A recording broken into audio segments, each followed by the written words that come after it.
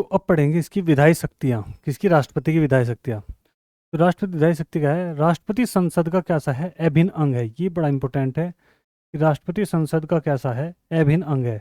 कहने का मतलब ये है, यदि संसद का रूप तैयार किया जाए तो संसद को जो तैयार करा जाएगा इस रूप में करा जाएगा, यानी कि लोकसभा, राज्यसभा और प्रेसिडेंट यानी कि राष्ट्रपति, ये तीनों मिलकर ही क्या बनते हैं भाई, ध्यान रखना, संसद। तो इसको बिल्कुल भी इससे अलग नहीं किया जा सकता। तो राष्ट्रपति कैसा अंग है, अभिन्न अंग है, ठीक है, ध्यान रखना, हार्ट है इसका।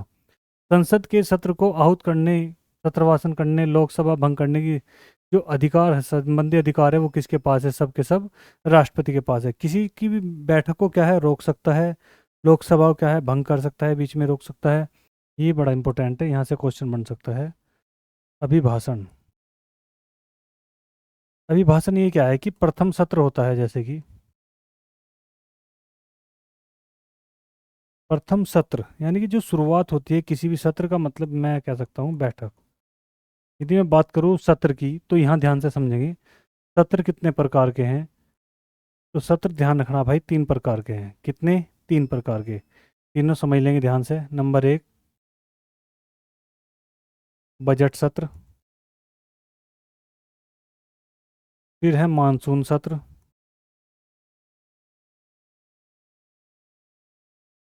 फिर है शीतकालीन सत्र।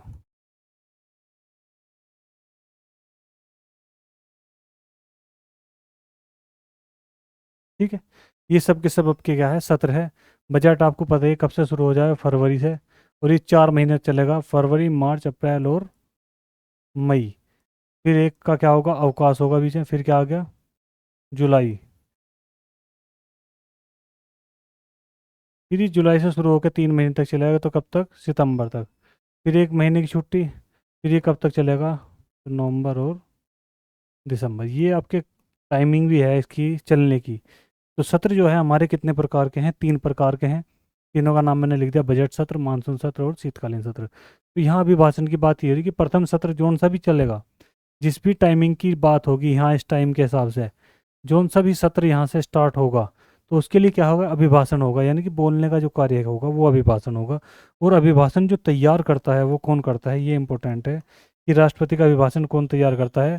तो वो ध्यान रखना हमेशा, तो वो कौन करता है, प्रधानमंत्री। क्योंकि पता ही है आपको कि वास्तविक कार्यपालिका किसके अंतर्गत होती है, प्रधानमंत्री के। तो प्रधानमंत्री अपनी योजनाएं क्या है लिख कर देते देता है, और उसको क्या है, बोल देता है कौन, राष्ट्रपति, उसे हम क्या बोल देंगे, अभिभाषण। बात समझ में आई दोस्तों, तो ये सारा मैटर था इसको, ठीक है। तो संसद का अभिन्न अंग है कौन, राष्ट्रपति, ठीक है। आगे चलेंगे भाई। अभिभाषण आपका हो ही गया, राष्ट्रपति बाद कानून बनता है, ठीक है। फिर लिखा कि संसद द्वारा पारित विधेयक राष्ट्रपति के अनुमोदन के बाद ही कानून बनता है।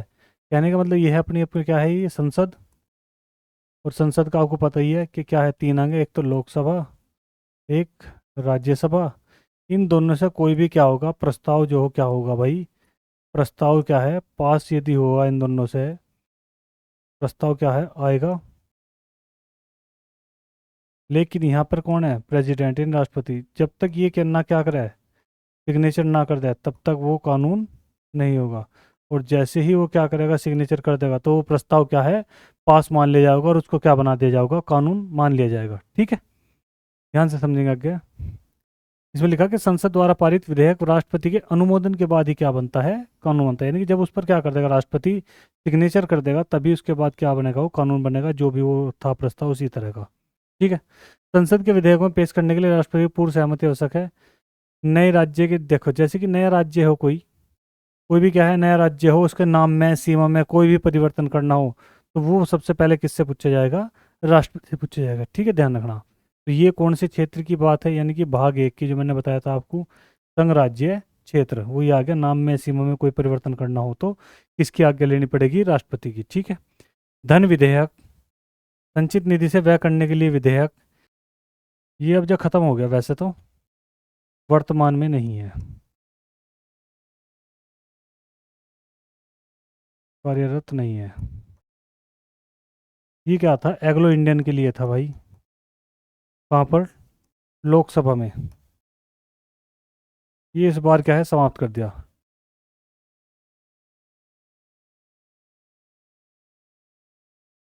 एंग्लो इंडियन क्या है, पहले क्या है रखना जरूरी था, लेकिन अब ऐसा बिल्कुल भी नहीं है। ये भी एक इसका क्या था, अधिकार था, वो अब क्या है पूरी तरह से समाप्त हो चुका। अध्यादेश जारी करने की, देखो अध्यादेश जारी करने क्या है शक्ति, अध्यादेश जारी करना यानी कि 1 2 3, ये एक आर्टिकल खासकर ध्यान रखें।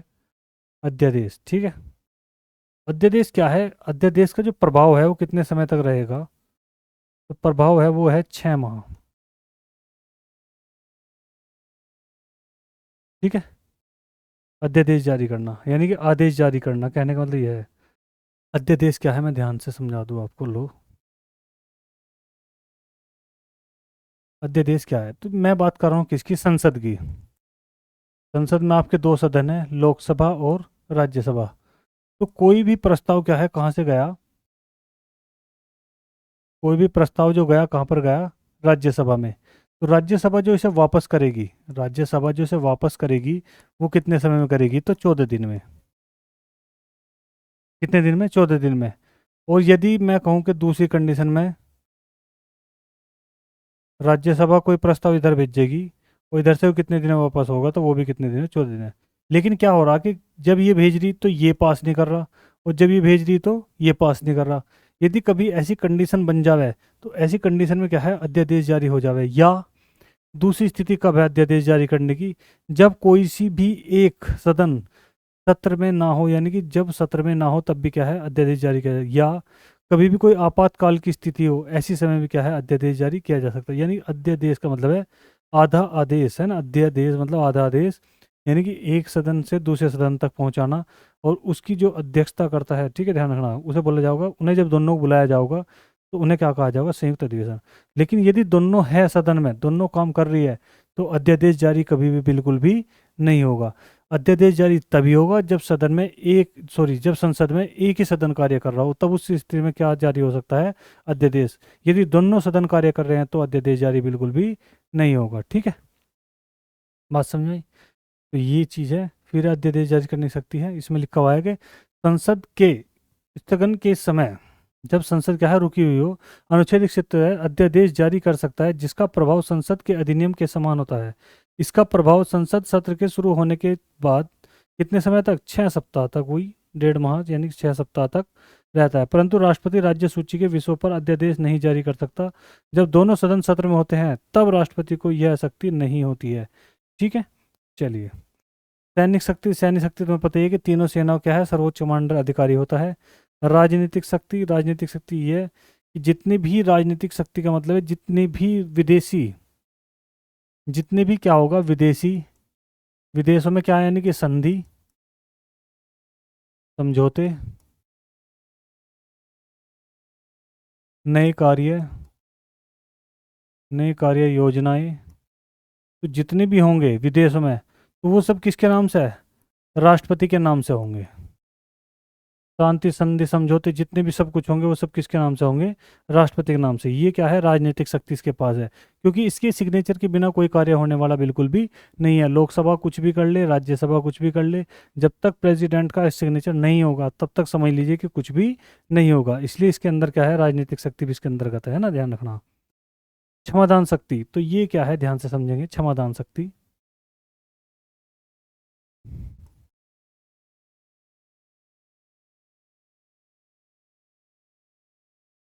आर्टिकल, आर्टिकल बहुत ज़्यादा इंपॉर्टेंट है, तो आर्टिकल है 72। आर्टिकल 71 मैंने आपको बता ही दिया था कि जब भी राष्ट्रपति या उपराष्ट्रपति के चुनाव में कोई भी विवाद होगा तो उसका जो निपटारा करा जाएगा सुप्रीम कोर्ट के द्वारा, किस आर्टिकल के द्वारा किया जाएगा, तो आर्टिकल 71 के द्वारा क्या है इसको किया जाएगा, ठीक है भाई। क्षमादान शक्ति क्या है, आर्टिकल 72। इसमें क्या है, क्षमादान यानी कि किसको क्या करना है, क्षमा करना है, तो किस चीज़ को लेकर, मृत्युदंड को लेकर। मैंने इस छोटा सा कर दिया मृत्युदंड, या मैं इसे लिख सकता हूँ आजीवन कारावास।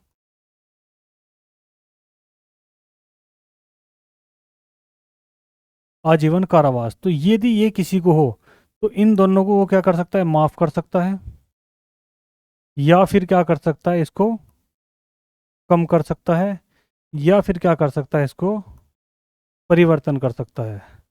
इसमें क्या है, वो कुछ भी कर सकता है, ठीक है। ध्यान रखना किसके पास है, राष्ट्रपति के पास ये शक्ति है कि किसी के मृत्युदंड को क्या कर सकता है, माफ कर सकता है। आजीवन कारावास की सजा को क्या है, कम कर सकता है, या उसमें क्या है कुछ परिवर्तन कर सकता है। कठोर से क्या है, निम्न की ओर कर देगा, निम्न से क्या है कुछ की ओर कर देगा, वो कुछ भी मतलब करेगा अगर संविधान शक्ति, तो आर्टिकल 72 के तहत यदि मृत्युदंड को वो माफ़ करता है, ध्यान रखना, ठीक है, तो उसकी माफ़ी कब होगी? 14 वर्ष के बाद, जब उसने क्या कर लिया हो, 14 वर्ष काट लिया हो, ठीक है। और जो माफ़ी का जो उसका कारण होगा वो होगा उसका चरित्र, उसका जो करेक्टर रहा वो कैसा रहा, ये सब चीज़ें क्या है, समाधान के अंतर्गत आती है, ठीक है। ये हमारा आर्टिकल हो गया। तो राष्ट्रपति पर आपातकालीन शक्तियाँ, तो आपातकालीन शक्ति को समझेंगे, ये थोड़ा बड़ा मैटर है।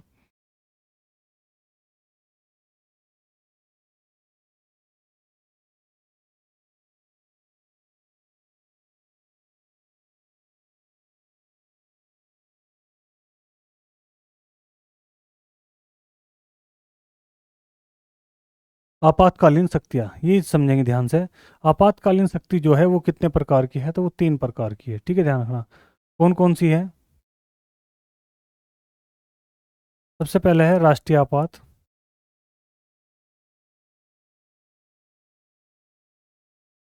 फिर है राष्ट्रपति शासन,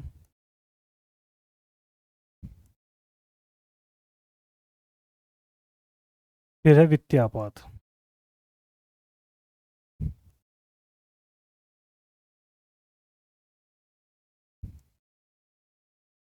यदि मैंने के आर्टिकल की बात करूं, 352, 356, 360, ठीक है, ध्यान रखना, ये इसके क्या है भाई, सारे के सारे आर्टिकल है, ठीक है, ध्यान रखें इसका।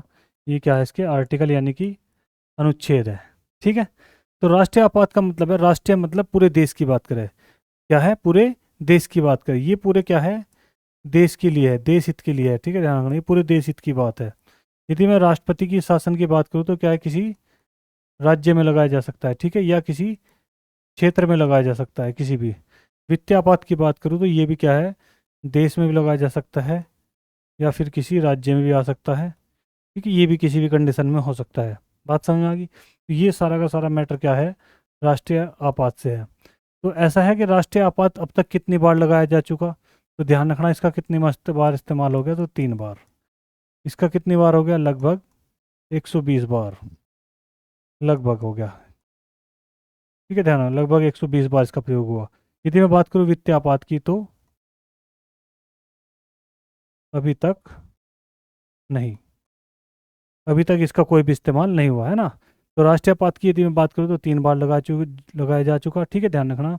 राष्ट्रपति शासन की बात करें तो लगभग 120 बार लगाया जा चुका उसका। सबसे लंबे समय तक कहाँ लगा था, तो पंजाब में। सबसे अधिक बार कहाँ लगा था, तो वो क्या है, सबसे अधिक बार भी क्या है, यूपी में और पंजाब में, दोनों में 10-10 बार लग चुका, ठीक है।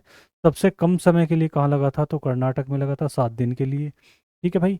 वित्तीय आपात की स्थिति की बात करें तो वित्तीय आपात जो है अभी तक बिल्कुल भी नहीं लगा, ठीक है। राष्ट्रीय आपात लगा है हमारे पास कितनी बार, 3 बार। कैसे, भारत पाकिस्तान युद्ध, भारत चीन युद्ध और आंतरिक विद्रोह के कारण क्या है, 3 कंडीशन क्या है, राष्ट्रीय आपात की है, ये आप ध्यान रखें खासकर, ठीक है भाई। ये राष्ट्रीय आपात शक्तियाँ हैं किसके पास है, तो राष्ट्रपति के पास है, ठीक है। ये पूरा का पूरा मैटर था, एक बार इसको ध्यान से पढ़ लेंगे। तो आपातकाल से संबंधित उपलब्ध राष्ट्रीय संविधान के मांग 18 के अनुच्छेद 352 360 के अंतर्गत मिलता है। मंत्रिपरिषद के परामर्श के राष्ट्रपति 3 प्रकार की आपात लागू कर सकता है। युद्ध व बाह्य आक्रमण, सशस्त्र शक्ति विद्रोह के कारण लगाया गया आपात। फिर है 352 की बात करेंगे तो राज्यों में स्वतंत्र रूप से लगाया जाने वाला। और यदि बात करें 356 की, तो क्या है, राष्ट्रपति शासन है। और 360 की बात करें तो कौन सा है भाई, वित्तीय आपात है, जो मैंने आपको डिटेल में यहाँ अच्छे से समझा दिया। कोई दिक्कत ना मानो आप इसकी बिल्कुल भी, ये सारा का सारा मैटर यही है।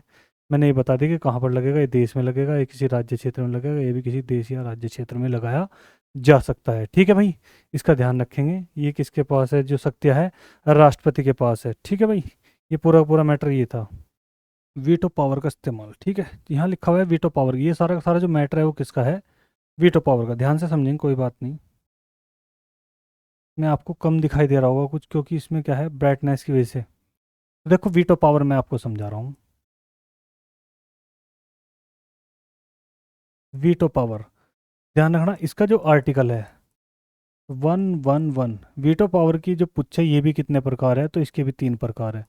तो 3 प्रकार के अनुसार ही 311 लगा दिए, तो यही इसका क्या हो गया भाई, आर्टिकल हो गया, ठीक है, ध्यान रखना। केवल आज तक जो है, केवल एक ही वीटो पावर का अब तक जो है इस्तेमाल हुआ है भारत में, यदि बात करेंगे, ठीक है। तो है कौन कौन सी, तीनों मैं आपको बता दूंगा। तो पहली वीटो पावर है वो है निलंबकारी।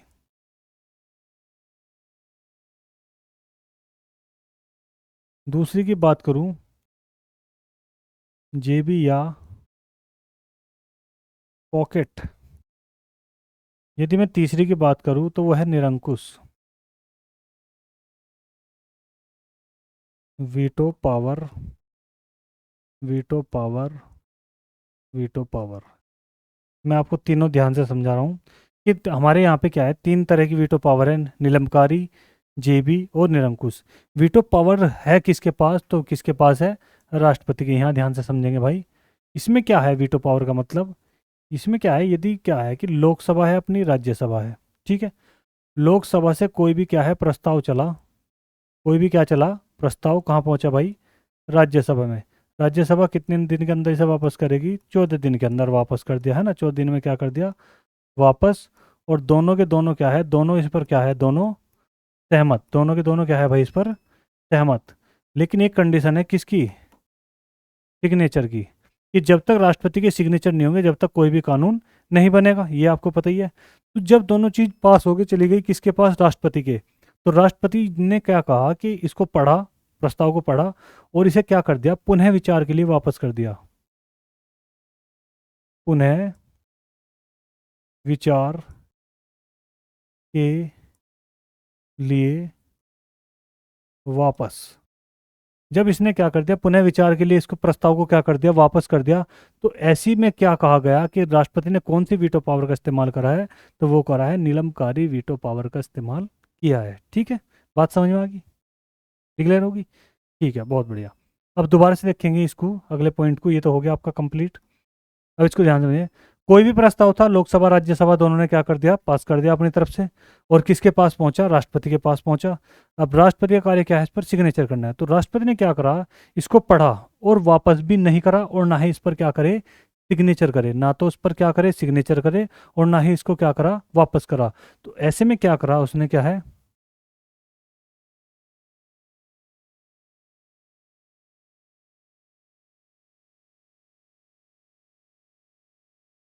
कोई भी संज्ञान नहीं लिया। यानी कि मैं कह सकता हूं कि प्रस्ताव अपने पास रोक लिया।